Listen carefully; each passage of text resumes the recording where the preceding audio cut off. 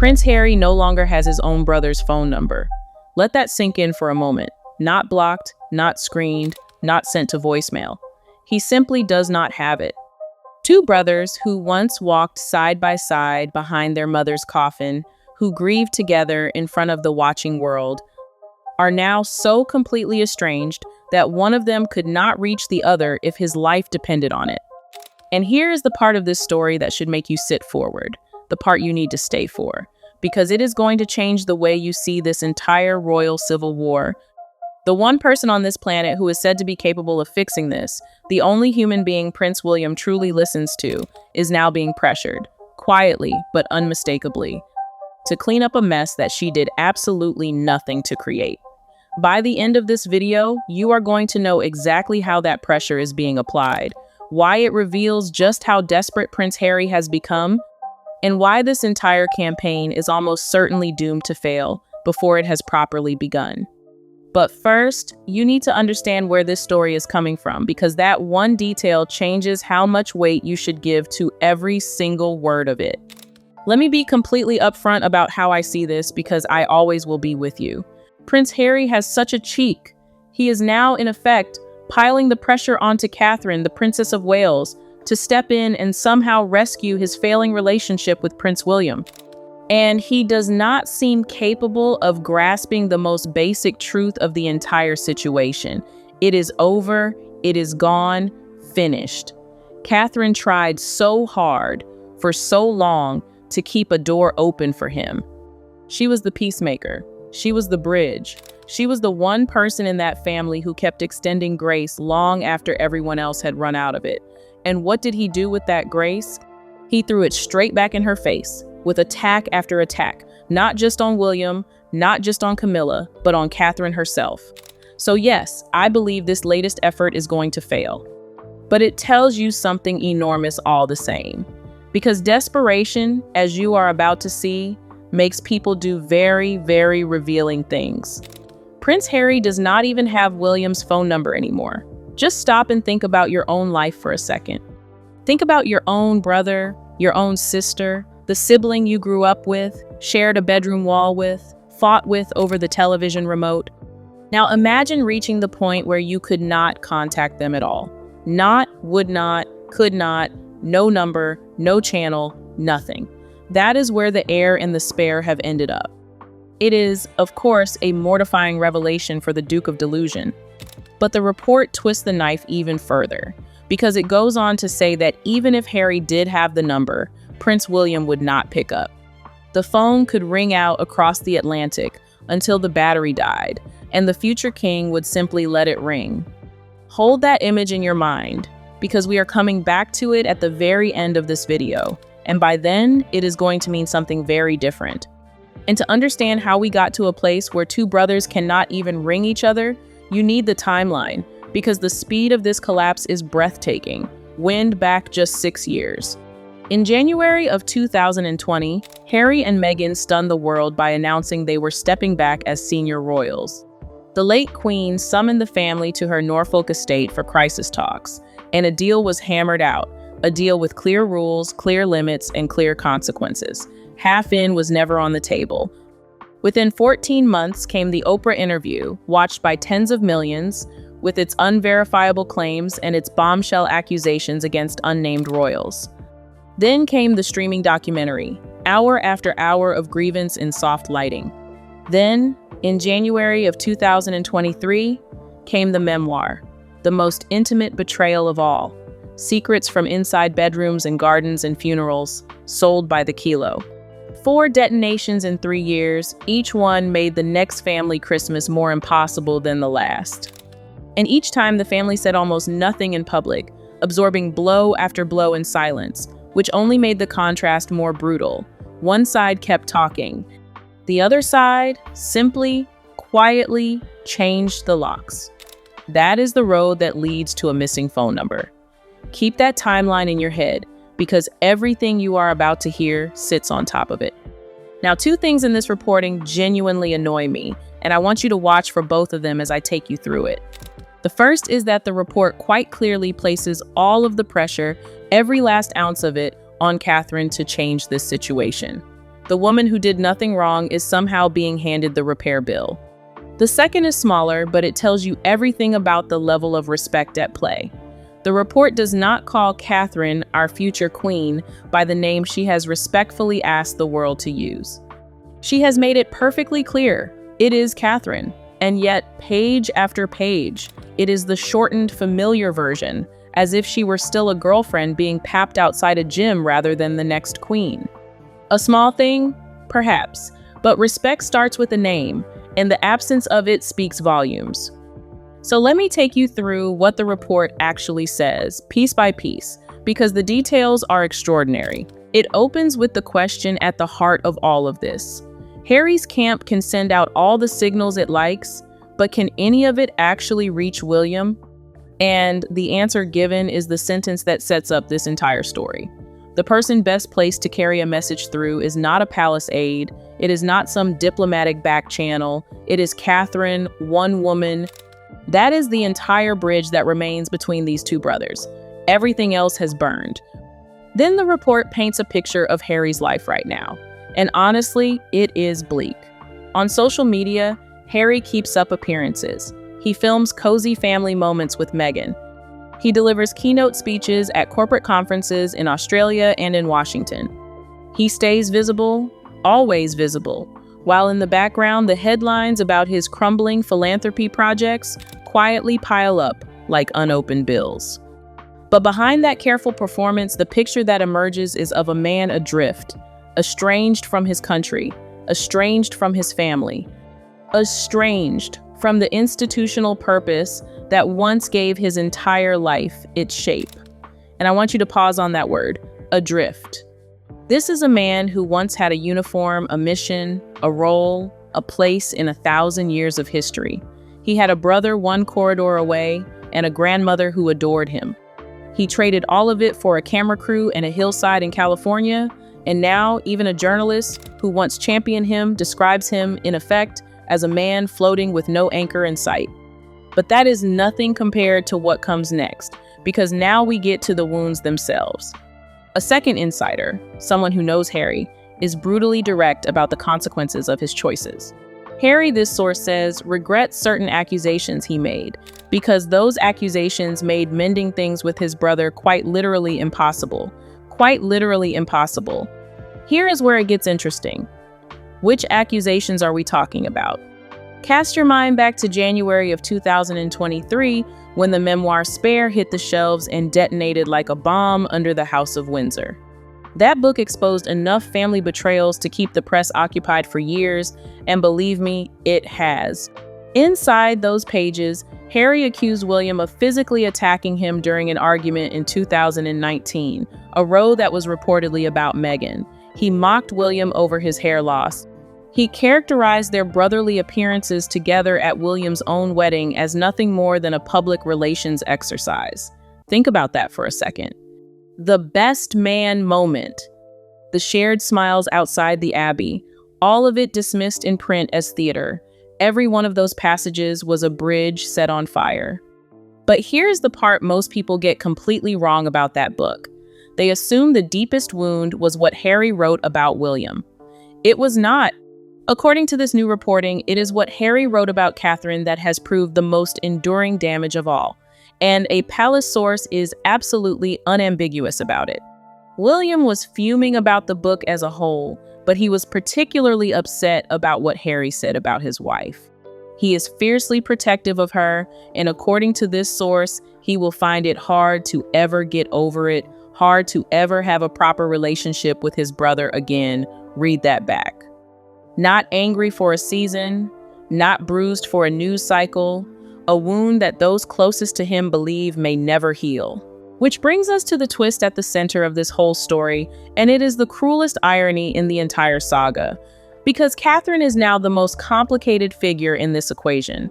She is, at one and the same time, the source of William's deepest grievance, and according to those who know him well, the only person on earth capable of moving him past it. One entertainment outlet has been told that the only person who has the ability to always get through to William is Catherine. Always. Not his father, the king, not his advisors. not the weight of the institution itself, her. But then comes the line that stopped me cold when I first read it. It is unclear, the source says, whether she actually wants to. As a mother, she feels the two brothers should have a relationship, but her personal feelings about Harry are conflicted. And honestly, ask yourself, would yours not be? If someone had publicly humiliated you in a best-selling book, dragged your name through years of headlines, and then come knocking through intermediaries asking you, of all people, to fix things for him, how warm would your heart be feeling? The report also leans, at this point, on a royal author whose new book makes a striking claim. And I will be honest with you, as I always am, this particular author is not someone I consider especially credible, but since his claim is being quoted everywhere, let us deal with it. He reports that Catherine was the very last senior royal to hold out hope for a reconciliation, the last one. After the king had hardened, after William had drawn his lines, she was still standing there with a candle in the window. And what, according to this author, finally blew that candle out? Harry's public comments about King Charles's cancer diagnosis. That, he claims, was her final straw. The picture that emerges, and this is the sentence in the whole report that genuinely lands, is of a family in which the most emotionally generous member finally ran out of patience, while the most instinctively decisive member had already drawn his lines long before. The kindest heart gave up last. And even Harry himself, the report says, is aware that his relationship with William will likely never be fully mended. He knows. He has been told. And yet, as you are about to see, he keeps trying to push the burden onto someone else. There is one more fascinating detail buried in here, and I want you to catch it before we move on. A source close to Harry claims a lesson has, at least, been learned in Montecito. There has been no talk, this source insists, of any other projects that involve selling out the royal family again. The Sussexes would apparently consider a documentary about their life as it is now, because that format has been commercially successful for them before, if they could frame it in some interesting way. But Harry, we are told, would not revisit his relationship with William and Charles on camera again. Now you tell me, is that genuine growth? Is that a man finally maturing? Or is that simply a man who has run out of family secrets to sell? Because there is a rather large difference between repentance and an empty shop window. You can make up your own mind. I suspect you already know where I land. And so we arrive at the central problem, the immovable object at the heart of this whole story, William. Because William has made his position clear, and everything in this reporting confirms it. As he has got older and become more sure of himself, the Prince of Wales has become increasingly independent. He marches to the beat of his own drum. A British source puts it like this: William has a singular perspective, and it is extremely hard to persuade him to do anything he does not want to do. And here is the bottom line. He does not want to reconcile with Harry. He cannot get over the betrayal. Full stop. The one exception to that iron rule, sources suggest, has always been Catherine. Whether she ever chooses to exercise that influence is a question only she can answer. Keep that question in your back pocket, because the answer, or rather the absence of one, is where this entire video is heading. Now, hovering over all of this family drama is something far more serious, and it deserves to be treated seriously: the king's health. Charles, at least, appears to be responding well to his treatment.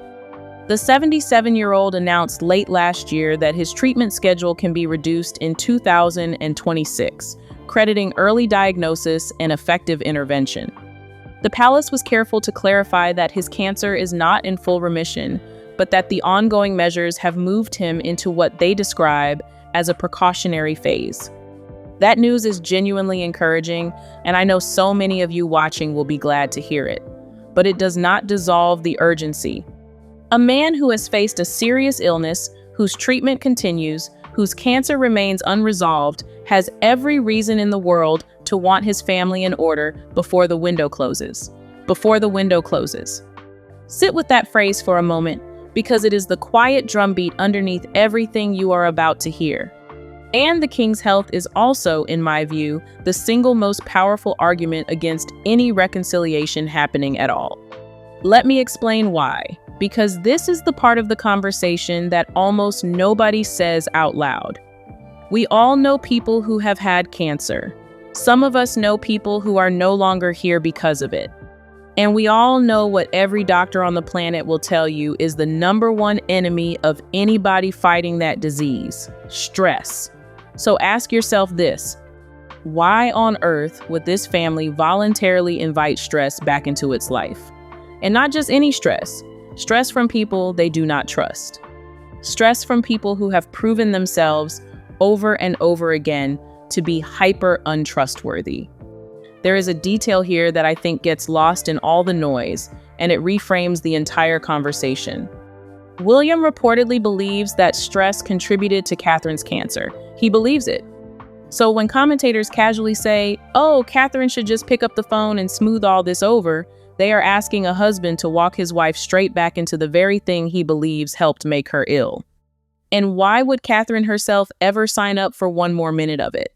Why would she want to be back in a room with the sister-in-law who once allegedly made her cry, then went on global television and told the world it happened the other way around, and whose recollections of events always seem to vary so conveniently? The same sister-in-law whose lifestyle brand was happy to be associated with the idea of what to wear to meet your evil sister-in-law. You could not make it up. And once you understand that, the whole framing of this report collapses. Catherine is not the solution to this problem. Catherine is one of its biggest victims. Because just think about what this woman has absorbed in the past few years alone. A best-selling memoir picking at her marriage and her character. An allegation of bigotry, published and then pulped, that she could never dignify with a public answer. A cancer diagnosis fought largely in private, with grace, while conspiracy theories swirled around her on the very platforms her brother-in-law calls home. Through all of it, not one interview, not one leak, not one score settled. She simply kept showing up, kept smiling, kept working, kept raising her children. That is what dignity under fire actually looks like. And now the same circus that put her through it wants to hand her the broom and ask her to sweep up. Now, here is where today's story goes from sad to absolutely seismic. Because all of this is playing out inside something much bigger. A genuine civil war at the very top of the British royal family. A war between the king and his own heir. And this past week, that war broke into the open in a way I have rarely seen. A royal correspondent, a man who was actually thrown out of the official royal press pack for daring to report on this very subject, revealed this week that Prince William believes his father is repeating, with Harry, the exact mistakes he made with Andrew, and that William believes it is simply impossible to forgive Meghan Markle's false claims of racism against the king and against Catherine. Now stop and absorb that for a second. The mainstream media will not touch this story. Why? Because they are terrified of suffering the same fate as the man who reported it. Banished, access revoked, credentials gone. Think about what that means. The biggest story inside the most famous family on earth and the accredited press pack is too frightened to write it down. That is precisely why independent channels like this one exist, and it is why what I am about to tell you matters so much. According to this reporting, William basically feels that Charles is making the same mistake all over again with Harry that he made with Andrew. And William feels that Harry's betrayal, particularly that allegation that Catherine asked bigoted questions about a child's potential skin color, the allegation that surfaced in a book so legally radioactive it had to be pulped and pulled from the shelves, is simply unforgivable. Not difficult to forgive, not a long road back, unforgivable. And there is more. William reportedly thinks that Andrew's attempted rehabilitation was an incredibly bad idea from the very start, and that he has been completely vindicated by everything that has emerged since, from the devastating revelations in a recent biography to the Epstein files themselves. His doctrine is brutally simple. Once you are out, you are out. No revolving door, no second acts. That is the real dynamic now, sitting at the center of the monarchy. A king who keeps leaving the door ajar and an heir who wants it welded shut. and understand what is actually at stake in that disagreement between father and son, because this is bigger than hurt feelings. This is a working argument about the survival of the monarchy itself. The king, by instinct, is a healer and a sentimentalist, a father who has already lost so much time with one son and is running out of road. The heir, by instinct, is an institutionalist, a man who watched the Andrew saga drag the family's reputation through years of mud and concluded that sentiment is exactly how rot gets back into the building. One believes a family that cannot forgive is broken. The other believes a crown that forgives the wrong people does not survive. Both of them, in their own way, are right. And that is what makes this civil war so gripping and so dangerous, because only one of them can win, and the one who eventually wears the crown longest gets to write the rules. And this Saturday, you and I are going to get a live demonstration of exactly where the power now sits. Because one of those brilliant royal set pieces is coming, a wedding, and at a royal wedding, nothing is accidental. Every glance, every seating choice, every handshake will be telling us who currently holds the upper hand in this family. So keep your eyes open, because we will be covering every second of it. But here is my honest scorecard right now, before a single confetti cannon fires. When it comes to this feud, William is winning. And that brings us to the question that destroys the entire premise of this week's reporting. If this civil war is still being fought, and I believe it absolutely is, why on earth would William suddenly turn around and take part in some grand reconciliation with his brother? He is still demanding that his own father does not reconcile with Harry. The man is not softening, he is hardening.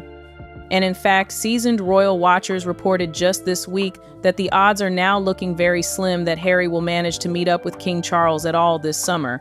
The door is not opening. It is closing further with every passing month. And honestly, can you blame them? It has been this way ever since the Sussexes tore up the agreement they struck with the late Queen at Sandringham, the deal that was supposed to govern their departure, and splashed themselves across a glossy magazine cover instead. Ever since the monetizing of the children and the family name began in earnest. Every single week brings a new episode of what I can only describe as the days of our Montecito lives, and each new episode pushes a public reunion further out of reach. I do not believe Harry will be welcome to that big public games event in Birmingham at all, the one being planned around the dream of a father and son moment. Yes, it is still over a year away, so there is time on the clock, but the direction of travel is unmistakable. And here is the cold, hard center of it all, the reason no amount of back-channel diplomacy can fix this. There is no way that William or Catherine can ever truly be around Meghan again. Let me explain exactly why, with a little thought experiment. Imagine you have to share a room with someone you do not particularly like. You manage it, you are civil, you smile. You make small talk about the weather, but the other person feels slighted because perhaps you are not quite as effusive, not quite as warm as they would like you to be. Now, with most people, that ends with a bit of awkwardness and everyone goes home. But what happens when the other person's track record tells you that a perceived slight does not stay private? What happens when coolness gets reinterpreted, publicly, as something far darker, as prejudice, as racism? Because in her mind, and we have watched this pattern play out for years, it seems no one could possibly simply not love her. So if somebody is reserved toward her, it cannot be ordinary human awkwardness. It must be something sinister. And that turns every single future encounter into a loaded weapon. One frosty moment at one family gathering, and the next thing you know, there is another interview, another book, another allegation. It is genuinely dangerous territory for all of them. And that is why William is looking ahead, not behind. Before Harry left, remember, it was all laid out for him in no uncertain terms. This is what will happen. These are the consequences. And he still said yes. He said yes because, as we have all seen, he believed he could have his cake and eat it too. He believed he could do whatever he wanted and nobody would ever actually stop him. And you know what? In one narrow sense, he may even be right. They may never formally strip him of anything. They may never take the titles away, but they will make those titles utterly ineffective by one simple, devastating method: never being in the same room with him again. Exile without a single signature. Now, speaking of the days of our Montecito lives, let me tell you about this week's episode, because if a scriptwriter pitched it, you would say it was too on the nose. The scene: miserable Harry, all alone, with Meghan nowhere to be found in public beside him. Sound dramatic? Look at the actual events of the past few days. First, Harry turned up at a polo match, and the pictures were genuinely strange. There he was, staring down at the grass, as if he was searching the lawn itself for answers. And honestly, who could he talk to? His one genuine friend in that world is a professional polo star, and the poor man was busy on a horse for most of the afternoon. Everyone else around Harry, when you really look, is security, staff, payroll. Just absorb how lonely that is.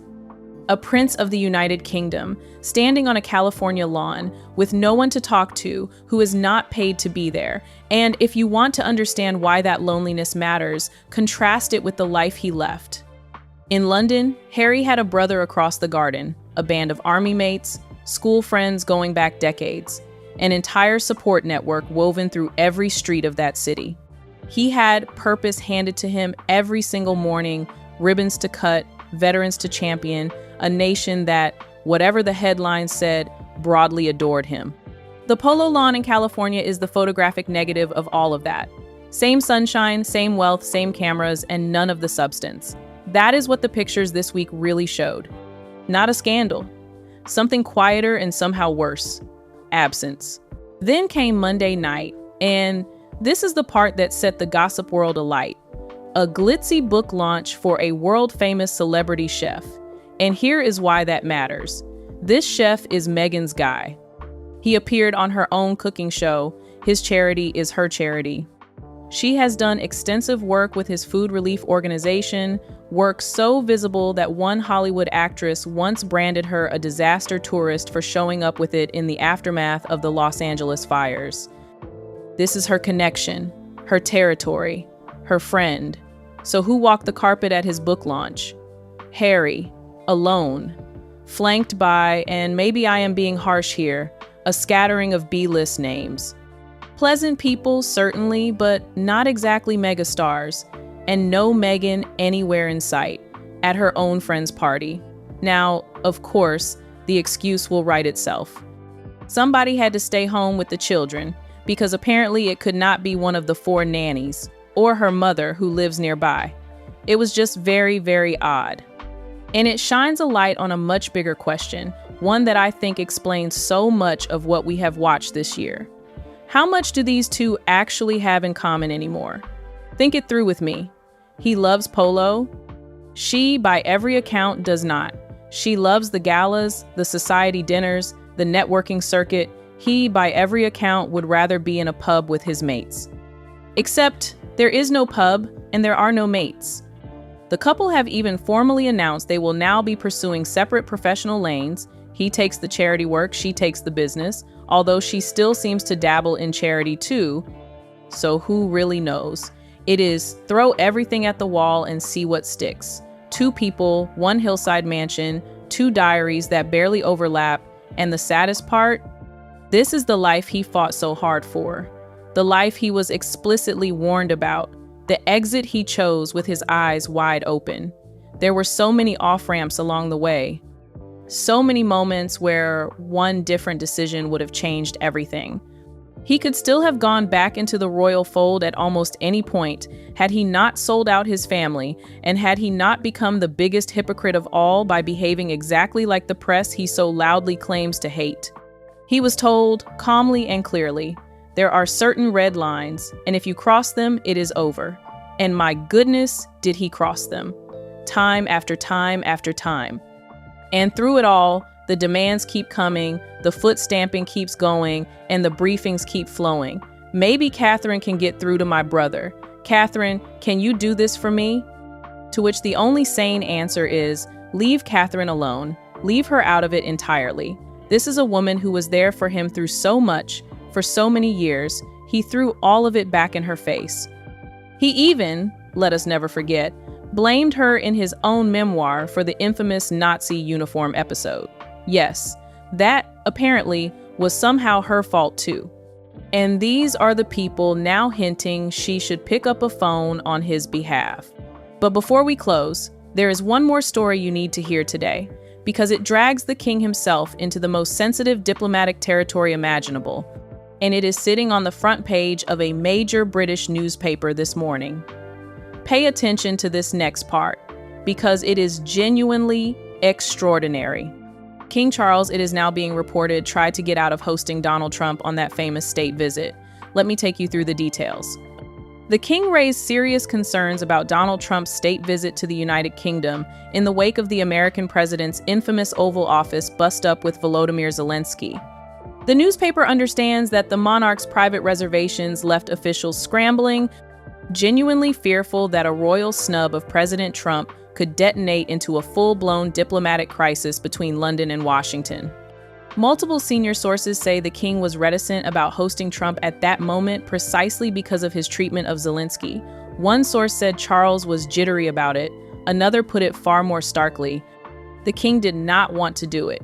A flurry of emails and texts exchanged in March of 2025 between Britain's then ambassador in Washington and senior officials reveals a behind-the-scenes scramble to soothe the king's concerns. In one message, officials are thanked for their cool handling of the previous 48 hours on the state visit. In another sent 5 days later, the ambassador is anxiously awaiting an update following the weekly audience between the king and the Prime Minister, Keir Starmer. And the king's concerns are understood to sit inside a tranche of heavily redacted documents that have now been released. Documents connected to that same disgraced former ambassador, a man trailing long documented connections to Jeffrey Epstein and indeed to Andrew himself. This was always the risk of that appointment, and now it has landed squarely on the palace doorstep. Because think about what has actually happened here. Conversations between a monarch and his prime minister are supposed to be absolutely sacrosanct, sacred, beyond reach. And instead, the king's private hesitations about the most powerful man in the world have been thrust into the public domain at the worst possible moment, just when the two men appeared to have built something real. And let me add the context that makes this report so delicious for historians, because a state visit is not a dinner party. It is the single most powerful card in Britain's diplomatic deck. The full fairy tale, the gilded carriage, the banquet at the castle, the toasts, the tiaras, the troops lining the route. Presidents have chased that invitation for decades because no other country on earth can stage anything like it, which is exactly why the king's hesitation mattered so much behind the scenes. You cannot half play that card. Either the monarch beams beside the president in front of the world's cameras, or the entire performance collapses and the snub becomes the story. Officials knew it.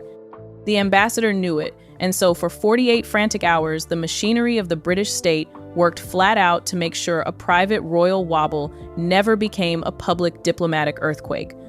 So how damaging is this, honestly? Here is my read, and I think it will surprise you. Of course, Charles was concerned at the time. Of course he was. He did not yet have a close relationship with Trump. The Zelensky scenes had shocked the world. And as everyone knows, Donald Trump is unpredictable at the best of times.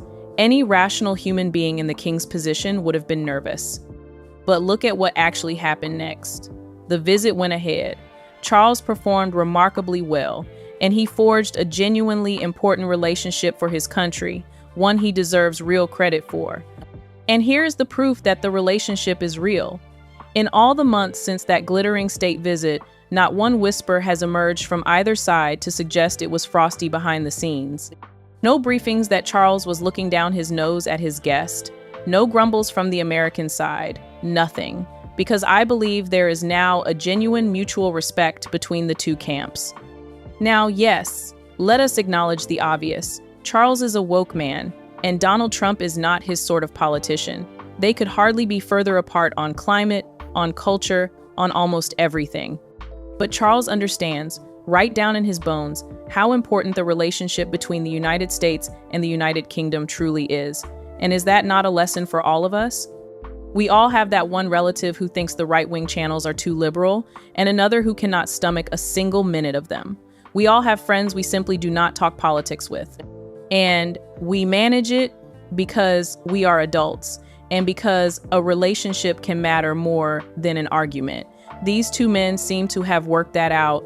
The less they talk politics, the better. There is always golf, there are always the wives, and failing all of that, there is the one subject the British can happily discuss forever: the weather. As for the Prime Minister whose government managed to let the King's private doubts spill into the newspapers in the first place, well, the question of how much longer he keeps his job is one I suspect the voters are already answering. So let us close the loops we opened at the very top of this video, because you have earned the payoff. Remember the image I asked you to hold on to? A phone ringing out across the Atlantic, unanswered. Here's what this week really told us. That phone is not going to ring, because Harry no longer even has the number to dial. William has made his decision, and the people who know him best say he does not change course once his mind is set. The King, racing quietly against his own health, is reduced to back channels and deputy secretaries, dispatching aides to repair what his own sons destroyed. A public games event over a year away is being planned around the slim hope of a single staged embrace.